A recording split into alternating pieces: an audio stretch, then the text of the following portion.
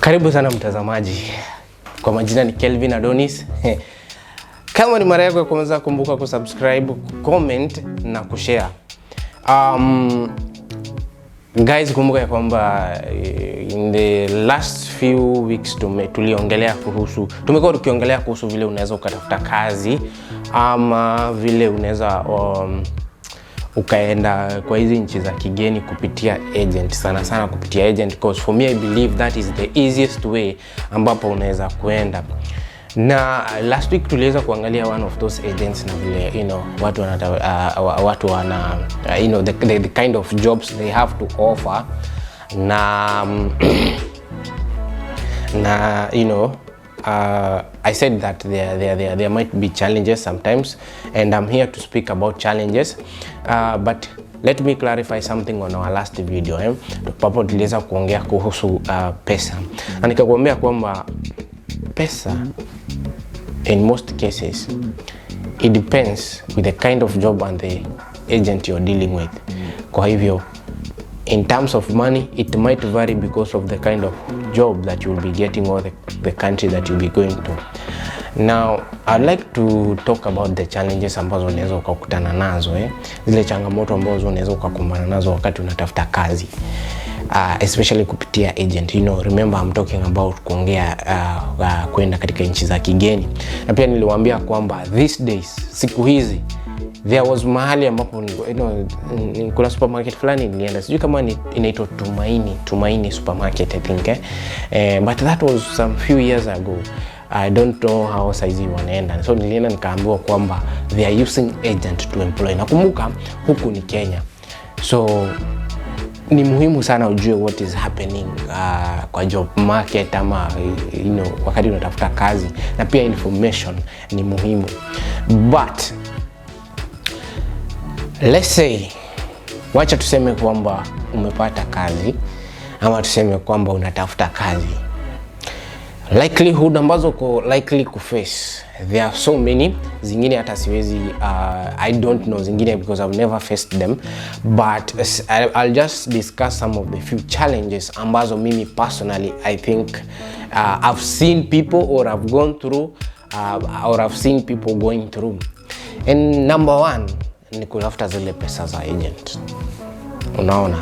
So utapata kwamba kwenda kwa agent ili uweze kuprocess your document, your visa and stuff, it requires you to have a lot of money, and some of these figures wengi wetu hatuwezi tukazipata, simply because ni pesa mingi ambazo tujakuwa nazo, ama ni pesa mingi ambazo labda hata tukichangisha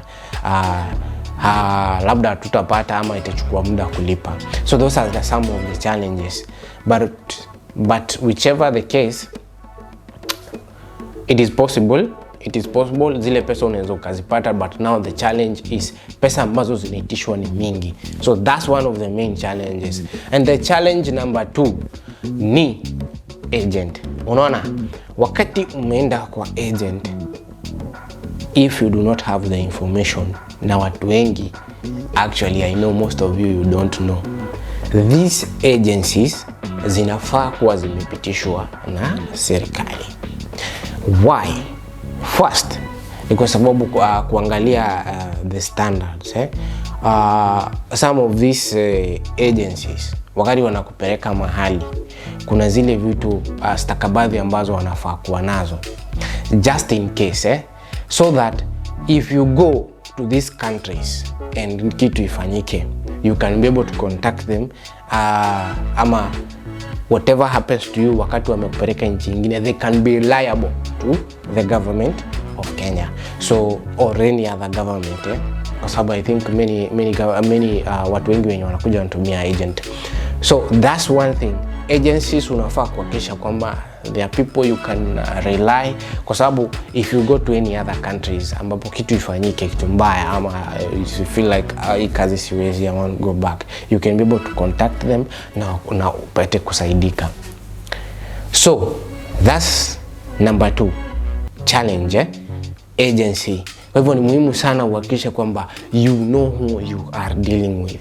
Tafadhali remember your security is important. Leo ukitoka hapa uende nje nchi, uende something happens and then you're no longer, yani you damo, you know, we don't pray for death, but tuseme for example umeende nchi nyingine na umekufa, it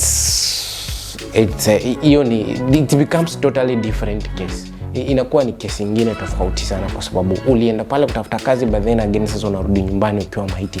And we have had these cases. Kama unakuanga unatafuatilia news, I know you have had some of these cases. Mtu alienda, but now alienda kule akatesekwa, either akafanywa vituko, then akirudi ni maiti. So it is important kujua who you are dealing with, and it is important kujua kwamba they are reliable. Now, to be honest, most of these people, I don't know, I'm not sure if you can be reliable. I'm not sure if they can be that reliable. There are few. If you ask me, I say there are few, because we've had cases hata pale ambapo mtu anateseka na unapigia agent na unakosa usaidizi. Especially now, there are so many cases. If you go, kama unafuatilianga online, if you are that somebody mwenye, you know, anapenda kuangalia, you see these cases zikiripotiwa, you know, maybe kwa TikTok, YouTube, wherever those cases. And I think there is one guy on YouTube mwenye, you know, anapost vitu zenye zinafanyikia wa Kenya. Unapata mtu alienda huko akaanza kufanya vituko zake, alafu pia kule ambapo hajui akajipata kwa shida. Another thing I would like to tell you guys, ni muhimu sana penye unaenda ni muhimu sana ujue, you know, ni nini huwa inafanyika katika hiyo nchi, na hiyo nchi iko aje. What are the do's and the don'ts za hizo nchi? Kwa sababu utapata mtu ametoka hapa ameenda nchi nyingine, alafu you go involve yourself na vituko. Na especially guys, especially kwa hizi Gulf countries where they have very strict rules and very strict policies. Kindly ni vizuri ujue what is required of you, so that you don't want to find yourself in trouble. Kumbuka, isi Kenya, you are in another different country, and being answerable to some of this government is, I don't know how I'm going to put it, but it's very different. See Kenya pale ambapo ati uko feel free and anything, sometimes una feel like your hands are tied. See pale Kenya penye utenda urukaruke useme whatever you want, you do whatever you want. As some of these countries, it's different, it's a different case. So ni muhimu sana ujue kwenye unaenda, what are the rules, what are the do's and the don'ts. So that is the second thing. Another thing guys, wakati unasafiri guys, ni muhimu sana uweze kujua what you are going to do. Yani unaenda kufanya nini?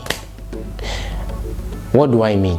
So umeenda kwa agent, umetafuta kazi, and so hiyo haimaanishi kwamba haujui what you want. You are going there to work, but you find that watu wengine wanakuja huku wanafanya kazi, and you know, unapata mtu ameanza vituko kama za kulewa. Of course mimi sijasema mtu asilewe, but let us conduct ourselves in a manner yenye inaonyesha kwamba tunajiheshimu. You'll find mtu amekuja, amepata kazi, amepata pesa, but now you involve yourself kwa kukunywa. Yani unakunywa mpaka unakunywa mpaka unaona huyu mtu ni kama amepotea.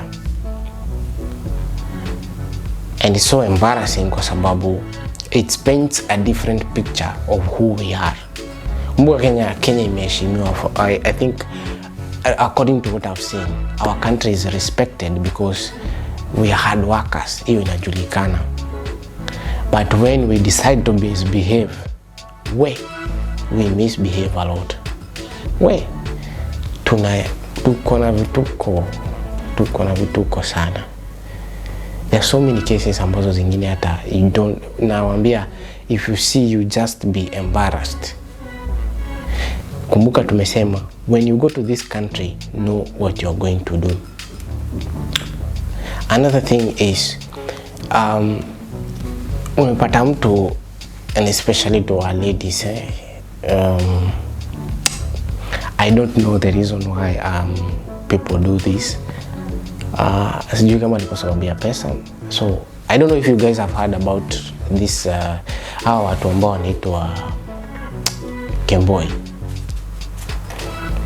Mtu ameenda pale kufanya kazi na maybe anateseka, or maybe the boss hamtreat kwa njia ambayo inafaa. So this person ends up anatoroka hiyo kazi, anaenda. Akishaenda, of course there is nothing else. Kemboi, what they do kama unajua, and they start engaging in these sexual activities. I don't want to be judgmental to anybody kwa sababu most of these people wanakimbia is because hawana option. Because umepata pale umesign contract labda ya miaka 2 na even before 6 months is over you're going through hell. So the only option ni kukimbia. In such case, I don't know, I do not have advice I can give, but for me I think probably the best thing ni kurudi nyumbani. Because when you engage yourself in some of these activities, unachukua risk. Imagine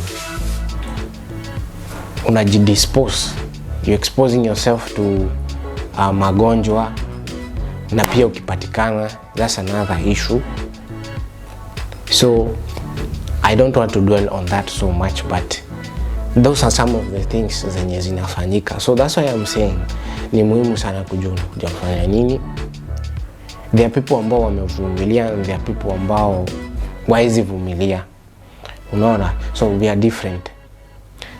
That aside, now we've spoken about agency, what happens with some of these people wenye wanakuja. Nikamwambia ni vizuri sana ujue unakuja kufanya nini. There is this another case ambayo I've heard so many people mentioning. So umeenda pale uko na agent, umeambiliwa kazi hii, but kukuja unapata you're doing a different work. Ulikuja kuwa kama driver, but unajipata unafanya kazi ya cleaner. I don't know how that happens, and I don't know what to say,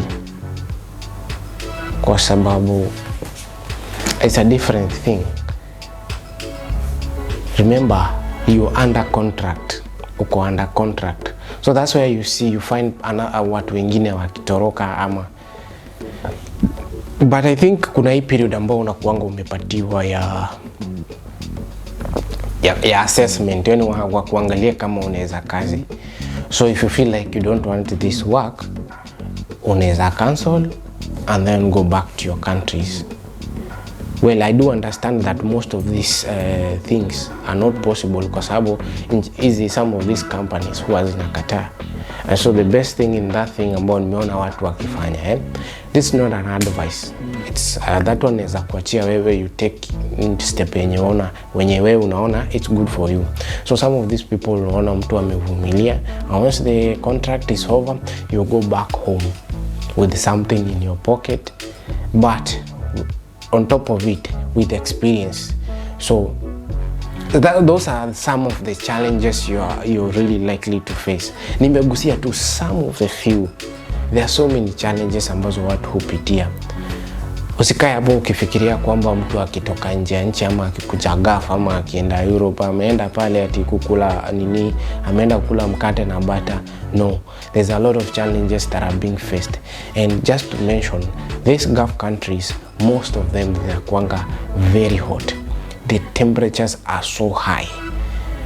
So you find that kama hujui ama umetoka tu Kenya na umekuja na umepata na hiti ya huku, it becomes so challenging, na especially kama unafanya kazi ya nje. Security, they can tell you, wale watu ambao mtu anatoka hapa wa deliveries, I don't know what to, let's say call them labor. So security construction na wale watu wenye wanatokanga, yani kazi yako ina involve kutoka one place to the other, they can tell you about the heat. It's normally very hot and some of these temperatures are so high, and it's important kuwa unakunywa maji kwa sababu the heat, if ukikuwa exposed sana kwa heat in most of the time, you might develop complications. You might develop complications. Na there was a news ambao nilikuwa naona, I think ni BBC walikuwa wanasema if you're exposed to too much some of this heat, na labda upate you upate the necessary, like tuseme ukunywe maji ya kutosha and some other stuff, you are likely to develop a kidney failure. So ni muhimu sana watu wajue hivyo. Once again nimesema what I've touched on ni kidogo sana. There are so many challenges where people go through, na tumesema kwamba kama you are one of those people ambao wamepitia challenges, on the comment section let us know what you have faced and let us know your story. Once again, majina yangu ni Kelvin Adonis, and thank you very much for watching. Until we meet next time guys, kumbuka kusubscribe, kulike, like, comment and share.